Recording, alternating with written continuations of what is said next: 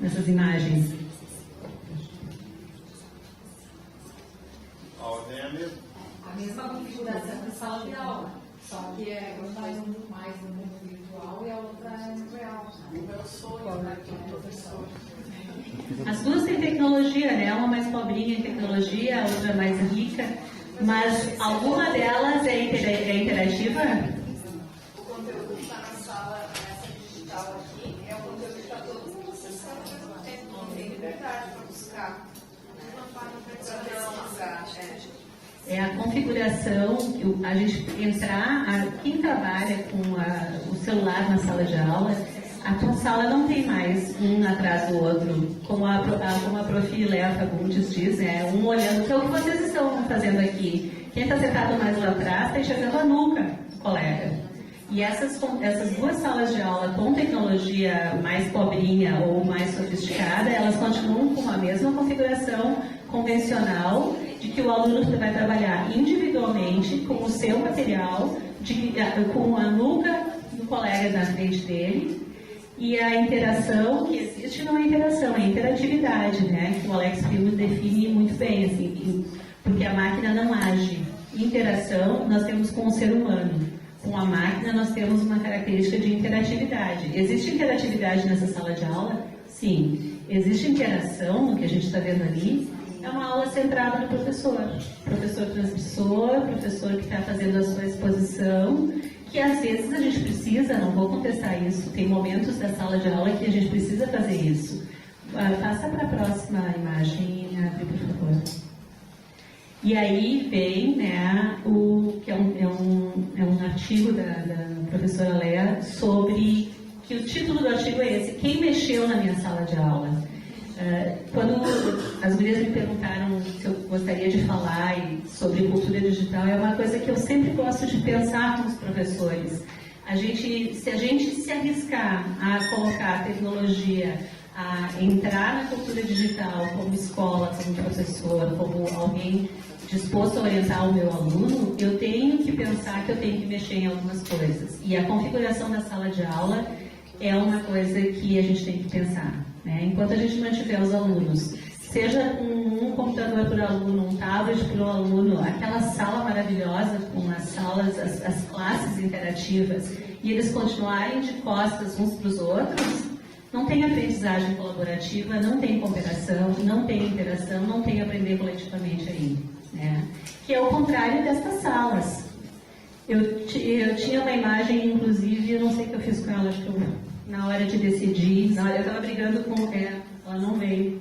Eu estava brigando com o Preze hoje à tarde. Tem uma foto que não ficou aí.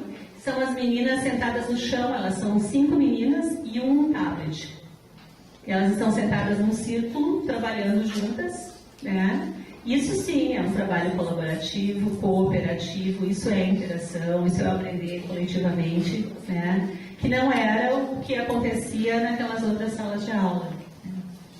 Eu acho que o Antônio coloca uma frase que para mim, como coordenadora, sempre se concretiza muito na sala de aula, que é: não é a atividade, é a intervenção do professor.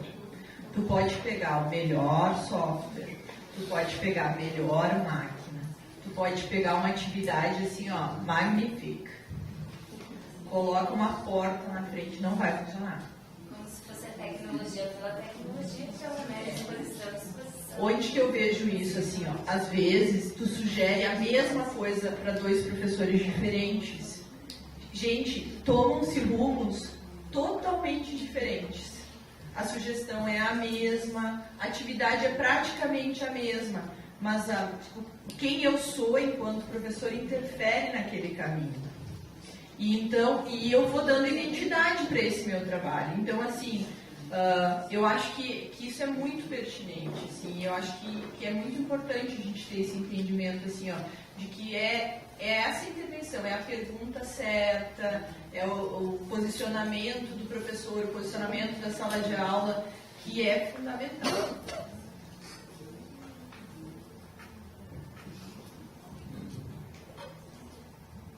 Um silêncio no geral, assim, a ideia era provocar, era provocar discussão, não silêncio. O que houve? Todo mundo pensando não concordam comigo. Eu concordo Eu concordo com o que a Patrícia coloca agora. Várias experiências eu já tive na sala de aula. Eu acho que o fazer do professor, ele é essencial.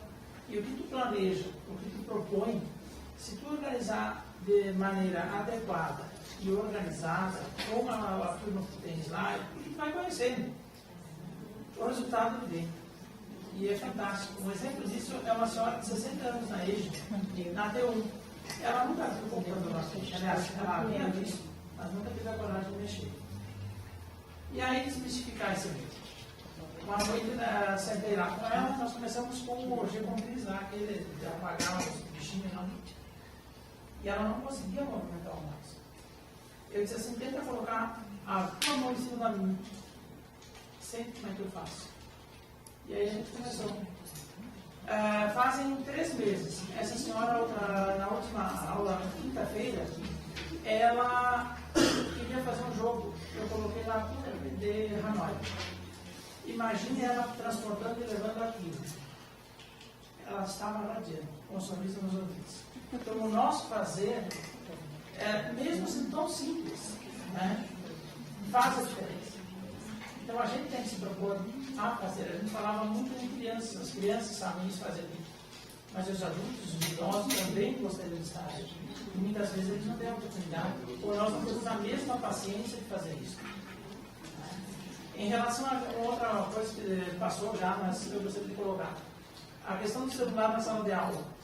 Na escola onde eu trabalho com o livro, eu desafiei os alunos a transformarem o texto da população africana em imagens e informações. Isso transformando em um cartaz. A exemplo disso, eu levei um infográfico. Como nós não tínhamos ainda trabalhado essa questão, eu pensei, vamos transformar isso em papel antes para eles conhecerem. De repente, eu já vi as meninas lá buscando na internet, no telefone, e disse, opa, o que está acontecendo nesse telefone? Não, professor, a gente pode usar, estão pesquisando? Sim. E eu fiquei monitorando, e é fantástico a gente ter essa liberdade de deixar a criatura usar. Mas a sala estava com pilhas de revistas velhas, jornais e cartazes, era uma bagunça para lá, para cá, mas era uma bagunça organizada. Isso que é interessante. É claro que eu desenvolvo atividades, como a professora Cristina falou, e todos nós desenvolvemos atividades em que a gente precisa expor o assunto. A gente é um professor tradicional, às vezes, sim, é necessário. Eu acredito nisso. Acho que nós temos que ser. Eu acho que tem que ser uma mescla disso. Aí a coisa funciona. Mas tá bom, professora. Adriano, obrigada pela tua contribuição. Eu acho que tu falaste da questão que independe de idade, é uma coisa que a gente tem que valorizar também. E quando a gente fala de aluno de rede pública, a gente se reporta do primeiro ano ao nono ano, e a gente esquece às vezes do EJA, né? E a gente tem que pensar que o EJA está aí também, e eles fazem muita coisa. Tu fez me lembrar de 2 coisas. Uma foi num evento da PIRS, que é um evento para professores de inglês, e eu assisti a apresentação de uma professora de inglês que trabalhava com EJA na sexta-feira de noite. Mas foi delícia, né? Sexta-feira de noite, EJA, inglês. E ela estava trabalhando com os alunos ela estava trabalhando o que tinha de tecnologia, a escola não tinha acesso à internet, eles não tinham a banda larga, não estavam funcionando ainda. Ela trabalhava com conteúdo offline, que ela trazia para a aula no laptop dela, com o data show da escola, e ela estava trabalhando coisas dos Simpsons. E a famosa, era a época de eleições do Obama, ela estava trabalhando os verbos modais com os alunos, criando vídeos com o uso do laptop dela, de coisas que eles podem fazer. Vocês lembram a campanha do Obama? Era Yes, You Can, né? Assim você pode. Então, cada um desses 6 alunos que ela tinha na sexta-feira à noite, na aula de inglês do EJA, adultos, dizendo as coisas que eles poderiam fazer, que eles sabiam fazer. E eles não faltaram. Enquanto ela fez esse projeto, ela se assustou porque eles não faltaram a aula. Ela não achou. E aí vem a questão da intervenção, do planejamento, da gente poder fazer coisas que o aluno sente que o que ele consegue fazer, o que ele faz e o que ele se envolve é valorizado. Então, acho que isso é uma coisa bem, bem importante. E o que tu falas da paciência, né? A gente tem que ter paciência, tanto com o nosso pequeno, como com o nosso aluno mais adulto. Todos eles requerem muita paciência. Às vezes, a gente tem que ter paciência conosco também, né? Além. Eu não tenho comigo mesma, mas com os outros eu tenho. Eu achei importante ali que a Adriana falou que eu acho que a gente não deve discriminar nada, usar os diversos materiais, as diversas ferramentas, não deixar o livro, não deixar a revista, fazer aquele hipertexto numa folha, porque nem sempre eu tenho uma prof de português que fez o Face numa folha, porque a gente não sabia que tinha essas outras ferramentas. E a gente fez a proposta de fazer com os personagens de uma história, né? E ela montou com eles, até eu lembrei. Montou a Rosita, ela trabalha na Rosita, ela fez um Yogueirinho, agora, ano passado ainda.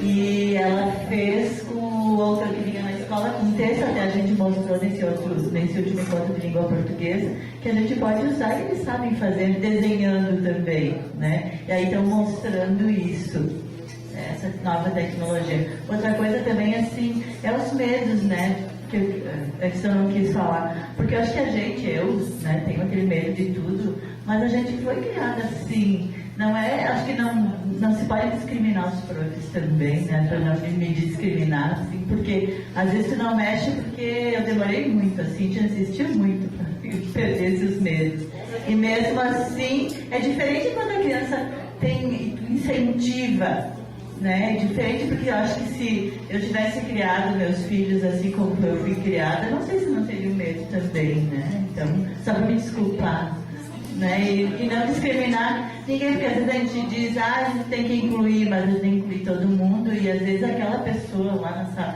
na escola, aquele professor assim, que parece que não tem vontade, às vezes eu tenho vergonha de dizer que não sabe ou de ter que aprender como aluno, né? Não que todos sejam assim, mas eu acho que tem isso também. Então a gente tem que ter esse cuidado. Mas, Lucien, só uma observação com relação a isso que tu dizias. Eu penso que nós todos, porque optamos por ser professores, eu acho que um pré-requisito foi que nós sempre fomos bons aprendizes. Não necessariamente bons alunos, né? Mas necessariamente bons aprendizes, sim. E eu acho que isso nós carregamos de uma maneira ou de outra, tanto para a nossa sala de aula, quanto para esses encontros, quanto para os nossos encontros familiares, etc. E às vezes as pessoas esquecem disso. E às vezes, muito mais frequentemente, os nossos alunos não sabem disso. E eu acho que nós devemos compartilhar isso com eles. Porque assim como tu declaras os teus medos, muitos de nós que parecemos muito expansivos, também temos os nossos. E também fruto das nossas criações, das nossas frustrações, etc. E lembrando das nossas, eu acho que a melhor maneira de nós valorizarmos e respeitarmos as frustrações dos nossos próprios alunos. E aí sim eu acho que a coisa do educador se encontra, sabe? Porque é assim, a tecnologia ela veio para nos desafiar nesse momento histórico que a gente vive. Mas olha quantos outros desafios a humanidade já passou, né? Então, não sei, eu acho que às vezes, claro, nós temos que discutir isso porque esse é o nosso tópico nessa contemporaneidade que a gente está vivenciando. Mas a gente esquece que muitos outros desafios já aconteceram, né? E eu acho que remeter a esses outros desafios alivia o ombro de quem está ali na frente de uma turma de 6 adultos, ou crianças, ou pré-escola, o que seja, né? Educação infantil, os pequenininhos, os netos, os filhos, enfim. Mas eu acho que eu acho que a gente tem que lembrar dessas coisas. Assim, isso que tu disseste, eu acho que é muito procedente no sentido de nós lembrarmos dos aprendizes que nós somos, principalmente. Só isso. E completando o que vocês estão dizendo, e voltando ao que o Adriano disse também, que existem muitos jeitos de aprender e muitas fontes de aprendizagem. É isso que tu falaste da sala ser uma bagunça. Eu acho que a Rose lembra de Rondinha, Nós fizemos o acompanhamento do projeto UCA em Rondinha, uma determinada época, quando se implantou o projeto lá, e alguns professores, e o movimento do quanto arriscar, do tamanho do passo que tu vai dar, é uma decisão muito individual, né, Débora? Não sei. Eu posso me arriscar um pouco mais em algumas coisas, vou me arriscar um pouco menos em outras, tu vai fazer diferente de mim, a Débora vai fazer de outro jeito. Cada um de nós vai ter o seu caminho, o seu trajeto a cumprir, né? E eu me lembro muito de uma professora que é uma das minhas... Eu tenho duas fotos que eu gosto muito de Rondinha. Uma foto é essa sala de aula, com um computador por aluno, com uma banda larga muito ruim quando ela estava boa. Muito ruim. Eles tinham, acho que não chegava a 30 alunos na escola no turno da manhã, e não dava para ter as 30 máquinas ligadas, porque caía a conexão. Então, o que essa professora... Caía a rede, caía tudo, caía a rede de energia, era um fiasco a escola. O que essa professora fez para poder valorizar o computador? Ela tinha na sala de aula as turmas, eles faziam um rodízio, faziam um circuito, como se faz circuito em educação física, eles tinham o circuito da revista, da enciclopédia, dos livros didáticos e dos laptops, para poder manter o computador, a rede funcionando, né? As duas redes, né? A elétrica e a banda larga. Tu entrava na sala de aula dela, era uma bagunça, mas tinha uma energia tão boa naquela sala que era maravilhoso de ver, né? Então essas coisas... Opa! Não pode isso. Não, eu acho que são coisas assim, a gente tem várias possibilidades e vários jeitos de arriscar e várias coisas que a gente pode fazer. Eu concordo plenamente com a Débora, que a gente tem... Eu compartilho com o meu aluno, assim como eu estou compartilhando coisas com vocês, eu não tenho o menor pudor de dizer que eu estou sempre aprendendo, eu não tenho o menor pudor de dizer para o aluno, não sei, vamos descobrir juntos. Por que não? Não são só os medos, eu não quero ser dona do saber, eu acho que como ser humano, né, não sei, a gente está sempre em formação, a gente está sempre aprendendo, sempre superando os nossos medos, enfrentando os nossos desafios, e como ser humano isso vai ser assim enquanto a gente é vivo.